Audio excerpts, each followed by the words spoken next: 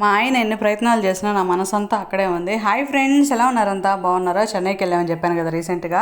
మంజులకి వెళ్ళి లంచ్ చేసిన తర్వాత డెకత్లాన్కి అయితే వెళ్ళాము. ముందుకు డెకత్లాన్కి ఎందుకు వెళ్ళామంటే మేము ట్రైన్ ఎక్కడానికి ఇంకా చాలా టైం ఉంది అని చెప్పేసి ఇలా షాపింగ్ చేసేద్దామని డెకత్లాన్కి అయితే వెళ్ళాము. చెన్నైలో చాలా పెద్ద డెకత్లాన్ ఉంది, అన్ని స్పోర్ట్స్ రిలేటెడే. నాకు ఇంతవరకు అసలు తెలియదు డెకత్లాన్ స్పోర్ట్స్ రిలేటెడే ఉంటాయని, ఎందుకంటే ఇది నేను ఫస్ట్ టైం వెళ్ళడం. మొత్తానికి ఇట్ చేసి మా వాడికి ఒక బాల్ అయినా సరే కొనాను.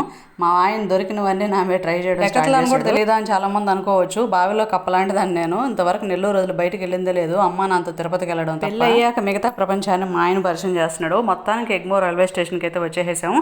మనసంతా అక్కడే ఉందని చెప్పాను కదా, అది మా బొడ్డోడి మీద. వాడు నాకు పుట్టి 3 years అవుతుంది. వాడు పుట్టినప్పటి నుంచి వాడిని వదిలి ఎక్కడికి వెళ్ళలేదు. ఇదే ఫస్ట్ టైం ఎగ్జామ్ ఉందని చెప్పి చెన్నైకి వచ్చాను. ఏ మాటకు ఆ మాటే చెప్పాలి. మనం పేరెంట్స్ అయ్యే వరకు తెలియదు మన పేరెంట్స్ మనం ఎక్కడికైనా వెళ్ళినప్పుడు పదే పదే ఫోన్ చేసి ఎలా ఉన్నారు, ఎక్కడున్నారని అడుగుతారని.